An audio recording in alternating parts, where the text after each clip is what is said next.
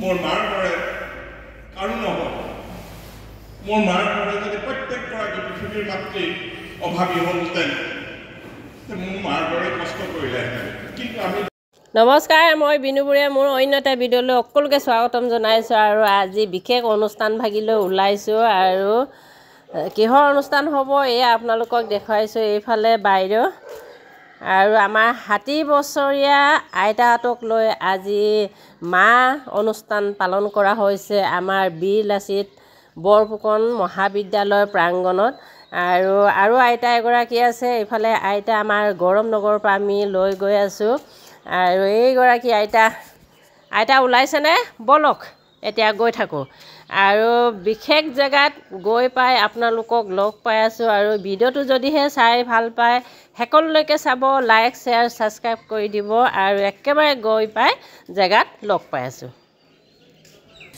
শিৱসাগৰ সম্প্ৰীতি নগৰবাসীৰ এই আজি নামঘৰ প্ৰাংগণত আপোনালোকক আমি যিদৰে সেৱা শুশ্ৰূষাই আপ্যায়ন কৰিব লাগিছিলে আমি তদ্বিক কৰা নাই আমাৰ কায় বাক্য চিত্ৰত সহস্ৰ অপৰাধ ৰৈ গৈছে আপোনালোকে নিষ্গুণে তুষ্ট হ'ব আপোনালোক তুষ্ট হ'লে ভগৱান তুষ্ট হ'ব গতিকে আমি গুৰুজনে এজোকা ঘোষাৰে আপোনালোকৰ দুখানি শ্ৰীচৰণত সেৱাভাগ ধৰা হৈছোঁ কৃষ্ণ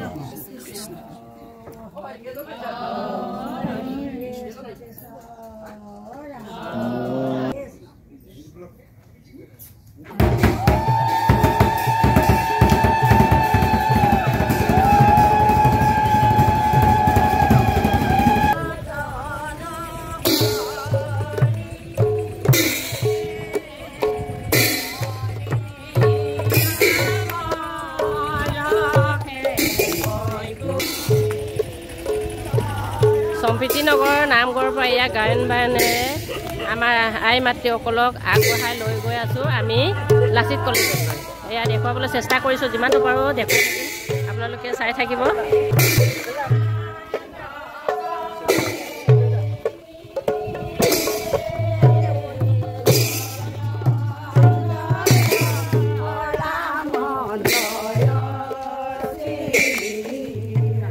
সাদৰিবলৈ আছেনে কিবা এটা ক'বা নি এয়া দেখুৱাবলৈ চেষ্টা কৰিছোঁ লাচিত কলেজৰ ষ্টুডেণ্ট এয়া সাঁতুৰিবলৈ সকলোৱে লাইন পাতি আছে আমাৰ এয়া উপযুক্ত আহি আছে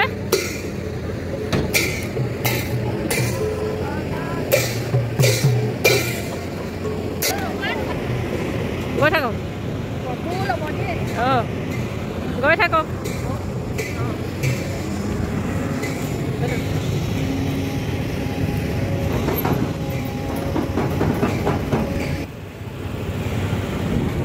বলক কলেজলৈ বলক এয়া গায়ন বায়ন আহি পাই এয়া বীৰ লাচিত বৰফুকন মহাবিদ্যালয় এয়া আহি পাইছে দেখুৱাবলৈ চেষ্টা কৰিছোঁ বাইদেউ এয়া বাইদেউ কৃষ্ণ আদৰিবলৈ আহিছে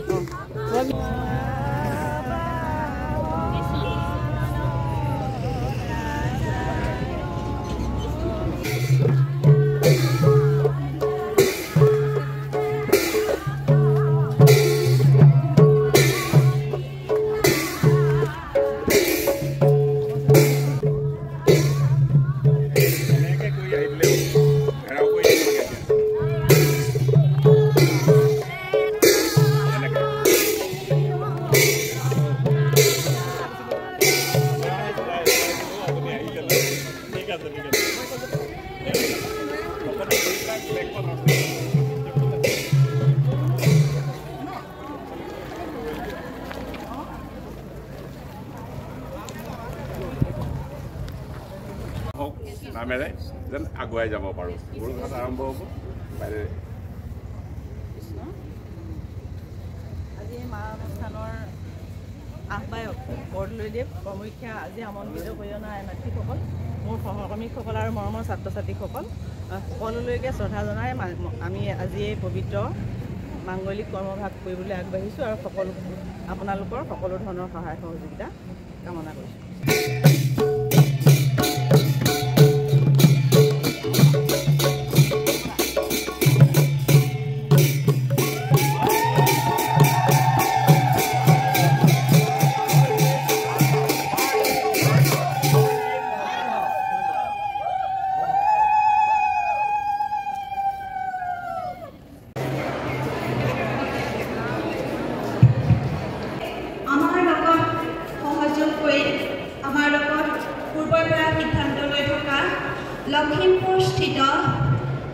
অতি শ্ৰদ্ধাৰ মা অনুষ্ঠানৰ স্বত্বাধিকাৰ শ্ৰীযুত গোবিন্দ বৰদলৈ পৃষ্ঠপোষকতা আজি আমি 60 বছৰৰ ঊৰ্ধৰ মাতৃক বিশেষভাৱে সন্মান জনাবৰ বাবে আজি আমাৰ কাৰ্যসূচী আৰম্ভ কৰিবলৈ লৈছোঁ। আজি মহাবিদ্যালয়ৰ গৌৰৱৰ এটা দিন, যিহেতু আমাৰ এই মহাবিদ্যালয়ৰ 60ৰ ঊৰ্ধৰ বহুগৰাকী সৰ্বমানা মহিলাৰ পদধূলিৰে আমাক কৃতাৰ্থ কৰিলে। আৰু এই অনুষ্ঠানটোৰ সম্পৰ্কত আমাক বৰদলৈদেৱে খুব সুন্দৰকৈ পৰৱৰ্তী কালত আগবঢ়াব। ঘৰ নহওক ঘৰহীন মা নহওক, সমাজৰ অৱহেলিত মাতৃ সমাজৰ কৰুণ দিনদিন তেখেতৰ অন্তৰাত্মাৰ সময়ত কান্দি উঠিছিল। তেওঁ যি সংগ্ৰামী জীৱনেৰে আগবাঢ়িছিলে, তাৰে ফলশ্ৰুতিত তেওঁ এটা বিশাল অনুষ্ঠান আজিলৈকে পালন কৰি আহিছে। আৰু তেখেতৰ এই উদ্যম আৰু উদ্যোগক আমি শলাগ লৈছোঁ। আৰু আমাৰ প্ৰজন্মৰ পৰা প্ৰজন্মলৈ এই অনুষ্ঠানৰ মাহাত্ম্য আৰু তাৎপৰ্য উপলব্ধি কৰিবৰ বাবে আজি আমি ইয়াত সমবেত হৈছোঁ। আজি এই অনুষ্ঠানৰ শুভাৰম্ভ কৰিবৰ বাবে আমাৰ মহাবিদ্যালয়ৰ ছাত্ৰীসকলৰ দ্বাৰা এটা পাৰ্বতী সংগীতেৰে আমি অনুষ্ঠানটো আৰম্ভ কৰিবলৈ লৈছোঁ।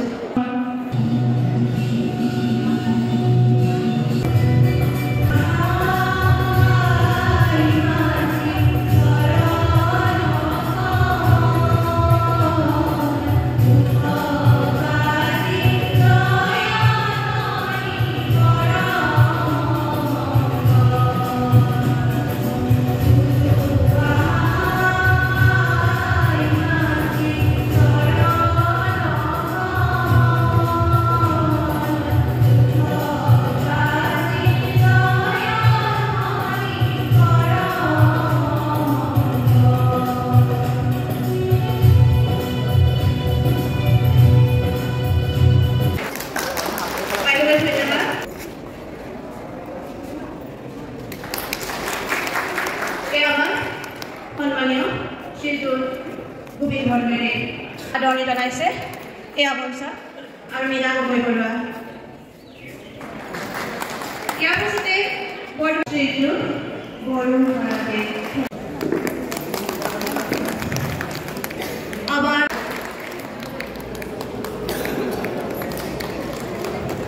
জনাইছে স্বৰ্ণমণি কলে এয়া সম্বৰ্ধনা জনাইছে। তেখেতলৈ আন্তৰিক ধন্যবাদ। সংবাদদাতা প্ৰাঞ্জল পূজাৰী তেখেতসকলে সন্মান প্ৰদৰ্শন কৰিছে।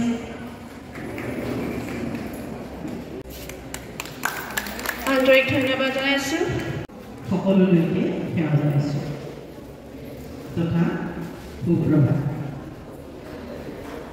বীৰ লাচিত বৰফুকন মহাবিদ্যালয়ৰ অনুষ্ঠিত আজি এক অন্যতম অনুষ্ঠান মা। সেই মা অনুষ্ঠানৰ পৃষ্ঠপোষক গোবিন্দ বৰদলৈদেৱক আমি প্ৰথমে কলেজ পৰিয়ালৰ তৰফৰ পৰা আদৰণি তথা সেৱা জনাইছোঁ। পালন কৰি অনা 60গৰাকী 60ৰ ঊৰ্ধৰ মহিলা আপোনালোকক আমি আমন্ত্ৰণ কৰি আনিলোঁ। আদৰ ৰাস্তাত কেনেদৰে কৰিব লাগিছিল হয়তো আমাৰ ক'ৰবাত প্ৰতি থাকি গৈছে। প্ৰথমে আপোনালোকে সকলো দুখ মাৰ্জনা কৰিব বুলি মই কলেজ পৰিয়ালৰ তৰফৰ পৰা আপোনালোকক সেৱা তথা আজি এই অনুষ্ঠানলৈ আদৰণি জনাইছোঁ। মোৰ সহমত 8 মাৰ্চটো আন্তৰ্জাতিক নাৰী দিৱস। 8 মাৰ্চ আন্তৰ্জাতিক নাৰী দিৱস 1975 চনৰ পৰা আৰম্ভ হৈ আছে। কি কাৰণে? নাৰীসকলৰ যিখিনি অধিকাৰ, সেই অধিকাৰখিনি সাব্যস্ত কৰিবৰ কাৰণে, সেই অধিকাৰখিনি আহৰণ কৰিবৰ কাৰণে, পুৰুষৰ সমমৰ্যাদা লাভ কৰিবৰ কাৰণে, নাৰীৰ অৱদমিত হৈ অহা অধিকাৰখিনি পুনৰ ঘূৰাই পাবৰ কাৰণে ই এক বিপ্লৱ। কৰ্মক্ষেত্ৰত সমান অধিকাৰ লাভ কৰিবৰ কাৰণে, সকলো ক্ষেত্ৰতে সমান অধিকাৰ লাভ কৰিবৰ কাৰণে আমি অধিকাৰ সাব্যস্ত কৰিবলৈ গ'লে হ'ব জানো? ভগৱান শ্ৰীকৃষ্ণই এই ধৰাধামত জন্মগ্ৰহণ কৰি জীৱকুলৰ ৰক্ষাৰ হেতু তেওঁ এজন সখা নিৰ্বাচন কৰিছিল, যাক আমি অৰ্জুন বা ধনঞ্জয় বুলি জানো। এদিন ভগৱান শ্ৰীকৃষ্ণই অৰ্জুনক কৈছিল যে হে অৰ্জুন, তুমি জানিবা কলিত মই কোনো অৱতাৰ নলওঁ, কলিত নৰ ঈশ্বৰ ভকতেই ভগৱান। এই মহাজ্ঞান যিজনে অৰ্জন কৰিব তেওঁ জীৱৰ পৰা শিৱ হ'ব, গুণীজন মহাগুণী হ'ব, জ্ঞানীজন মহাজ্ঞানী হ'ব। এই কথাৰ হাত ধৰি আজি মঞ্চত উপবিষ্ট নৰৰূপী নাৰায়ণ এই মহাবিদ্যালয়ৰ অধ্যক্ষা মহোদয়া আৰু এই শিৱসাগৰ অঞ্চলৰে অন্যান্য মই যিসকলৰ নামটো মোৰ মুখস্থ নাই, যিসকল নৰৰূপী নাৰায়ণ অধ্যক্ষা মহোদয়া বা মোৰ বন্ধুবৰ বৰুণ বৰাকে আদি কৰি সকলোলৈকে মই সেৱা জনালোঁ। সন্মুখত উপবিষ্ট মহাবিদ্যালয়ৰ ছাত্ৰ ছাত্ৰীসকল আৰু আজি এই অনুষ্ঠানৰ মধ্যমণি মাতৃসকলক নৰৰূপী নাৰায়ণ হিচাপে মই সেৱা ধৰিলোঁ। এই মহাবিদ্যালয়ত অনুষ্ঠান কৰিবলৈ আহি মোৰ যি আজি কিছুদিনৰ আগৰ পৰা অনুভৱ, সেই অনুভৱ ক'ৰবাত ফুটি উঠিছে। অধ্যক্ষা মহোদয়াক মই শতকোটি প্ৰণাম জনাইছোঁ। তেখেতৰ নেতৃত্বত মহাবিদ্যালয় কৰ্তৃপক্ষই যি আগ্ৰহেৰে এই অনুষ্ঠানভাগি অনুষ্ঠিত কৰিবৰ কাৰণে মোক জনালে বা মই আহি যোগাযোগ কৰিলোঁ। অনুষ্ঠাননো মই কিয় কৰিলোঁ, আজি মোৰ সাংবাদিক বন্ধু দুজনে প্ৰথমেই সুধিছিলে যে আপুনি কিয় কৰি ফুৰিছে। এই অনুষ্ঠানৰ মুখ্য উদ্দেশ্যটো মাহীন ঘৰ নহওক, ঘৰহীন মা নহওক। এই অনুষ্ঠান কৰিবলৈ মই কেতিয়া প্ৰেৰণা পাইছিলোঁ, বিশেষকৈ মই ছাত্ৰ ছাত্ৰী যিকেইজন আছে তেওঁলোকৰ কাৰণেই মই এই অনুষ্ঠানভাগ কৰোঁ। আৰু অনুষ্ঠানটোৰ মুখ্য উদ্দেশ্যটোৱেই হ'ল মোৰ এনেকৈ ধৰণৰ যে সৰুকালৰ পৰা মই কি দেখিছিলোঁ। সৰুকালত যেতিয়া মোৰ জ্ঞান বিবেক বুদ্ধি উদয় হৈছিল তেতিয়া মই দেখা পাইছিলোঁ আমাৰ ঘৰত 6টা ল'ৰা ছোৱালী, মোৰ দাদা দুজন, বাইদেউ দুগৰাকী, মোৰ ভণ্টি। আৰু সৰুকালত মই দেখিছিলোঁ দেউতা চাইকেল মিস্ত্ৰী আছিল। তেতিয়া দিনত ইমান চাইকেল নাছিল। আমাৰ ঢকুৱাখানাৰ ভিতৰুৱা গাঁও এখনত ঘৰ আৰু মায়ে ঘৰে ঘৰে কাম কৰিছিল। মই ইমান সৰুকালৰ পৰা মায়ে ঘৰে ঘৰে কাম কৰা দেখিছিলোঁ যে মই সঁচাকৈয়ে তেতিয়া ভাবিছিলোঁ যে মাকবিলাকে চাগে লোকৰ ঘৰতে কাম কৰে। মই তেনেকৈয়ে ভাবিছিলোঁ। আৰু মালৈ মই বৰ লাগি লাগি চাইছিলোঁ। মা বৰ মেচিনৰ দৰে ঘূৰিছিল। দেউতায়ো কম কষ্ট কৰা নাছিল, তথাপিতো মাক মই লক্ষ্য কৰিছিলোঁ। মা লোকৰ পথাৰত ধান কাটিবলৈ যায়, খেতি খোলাৰ কাম কৰিবলৈ যায়। খোৱাৰ পৰা ৰাতিপুৱা যেতিয়া উঠোঁ তেতিয়ালৈ মায়ে আমালৈ ভাত পানী বনাই থৈ ওলাই গুচি যায়। আৰু যেতিয়া সন্ধিয়া হয় মায়ে কেতিয়াবা কেঁচা ধানৰ বস্তা মূৰত লৈ ঘৰলৈ আহে। গধূলি খুৱাবলৈ চাউলৰ অভাৱত মায়ে সেই ধানখিনি আনি পেলাই আকৌ ভাজি পেলাই ৰাতিয়ে ধান বানে, তাৰপৰা চাউল লোৱাই উলিয়াই আমাক ভাত খুৱাইছে।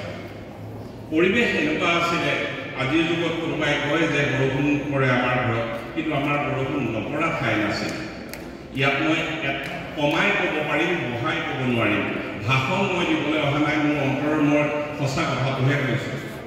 আৰু তেতিয়া এনেকুৱা দিন আছিল যে আমাৰ দেউতাই ঘৰৰ অলপ পৰলি বান্ধিছিল। বৰষুণ দিলে আমি আঠুটা প্ৰাণী তাতেই সোমাই থাকিছিলোঁ।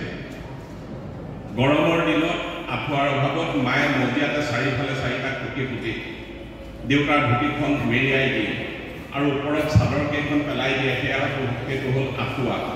সেই ভোক মৰা আঁঠুৱাটোৰ তলত আমি যেতিয়া 8টা প্ৰাণী থাকোঁ, গৰমত যেতিয়া ছাতি ফুটি কৰি থাকোঁ, ৰাতি যেতিয়াই সাৰ পাওঁ তেতিয়াই দেখোঁ মায়ে আমাক বিচি থাকে। মই আচৰিত হৈ চাওঁ,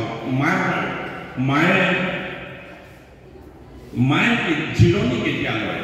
দিনটোতো কাম পথাৰতেই থাকে, ৰাতিও আহি আমাক বিচি থাকে। ৰাতিপুৱাই আমি থাকোঁতে ওলাই গুচি যায়। তেতিয়া মই ভাবিছিলোঁ কি আচৰিত, মা ইমান আচৰিত, মায়ে ইমান কষ্ট কৰিব পাৰে। ডাঙৰ হ'লে কেতিয়াবা নুবুজিম নে কিবা। যেনে মা দেউতাৰ কথা ক'বলৈ যাওঁতে ছাত্ৰী কৈছে যে মা দেউতানো আচলতে কি?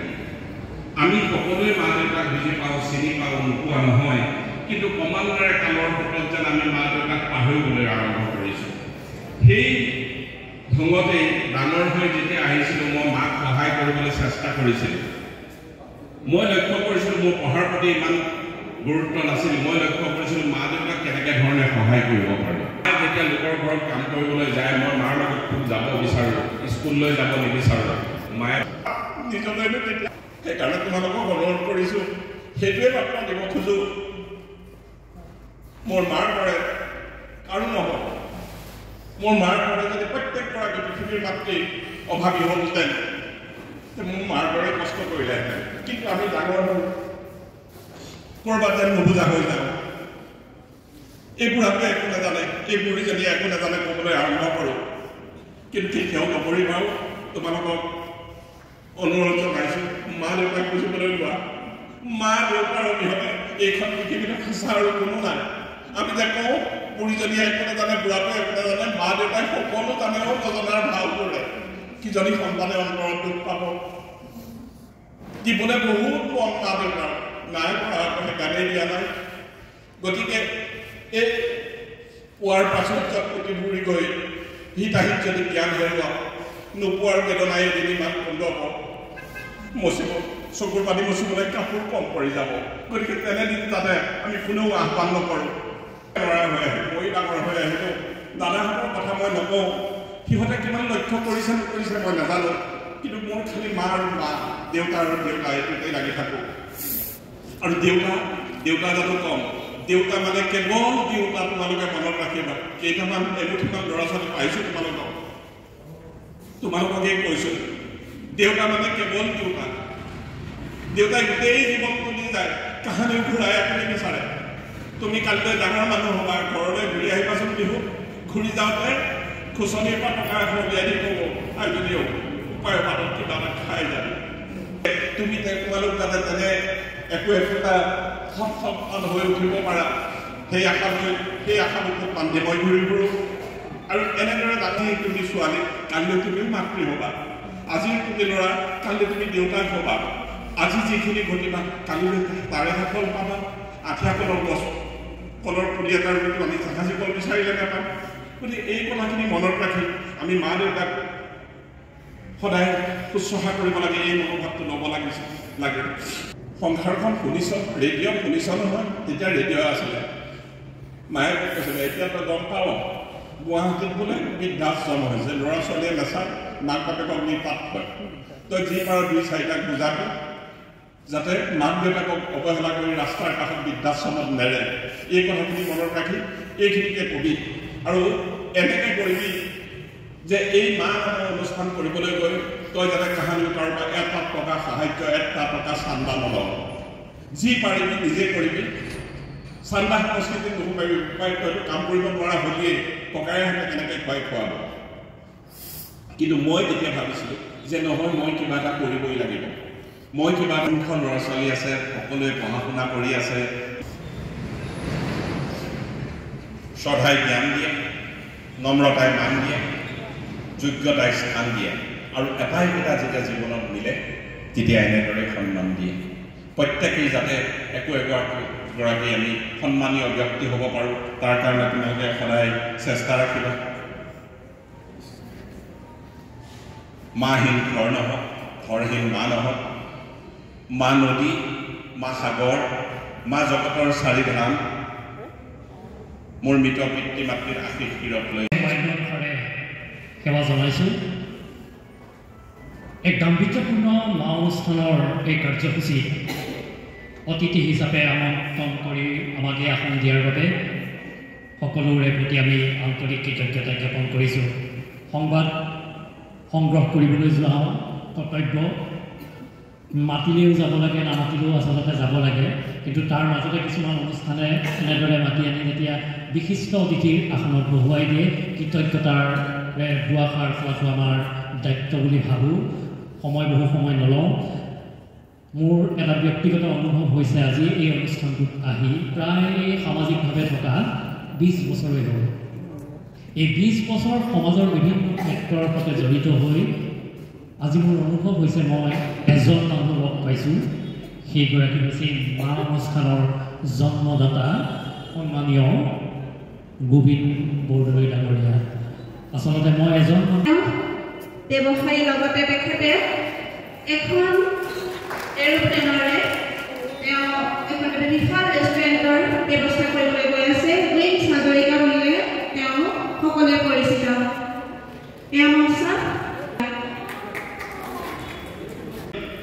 যদি 18 ঘণ্টা তাত কাম কৰিব পাৰিছে, যদি 8 ঘণ্টা সময় আমাৰ নিজৰ জেগাতে কৰিব পাৰে, তেতিয়াহ'লে নিশ্চয় তেওঁ 10 বছৰৰ পিছত হয়তো পিছলৈ ঘূৰি চাবই নলগা হ'ব পাৰে। কাৰণ আমি সকলোৱে জানো আমি যিকোনো কাম যদি সততা আৰু নিষ্ঠাৰে কৰোঁ আমি সফল হ'মেই হ'ম। খালি আৰু তেখেতৰ লগত কৰ্মকৰ্তা সকলোকে মই মঞ্চলৈ আহিবলৈ অনুৰোধ জনাইছোঁ আৰু আমাৰ মহাবিদ্যালয়ৰ পৰিয়ালবৰ্গৰ হৈ তেখেত সকলোলৈ এটি ক্ষুদ্ৰ উপহাৰ হিচাপে মই আদৰণি জনাবৰ বাবে বাইদেউ আৰু উপাধ্যক্ষ মহোদয়ক অনুৰোধ জনাইছোঁ। সকলোৱে এটা হাত চাপৰিয়ে কিতাপ কৰক।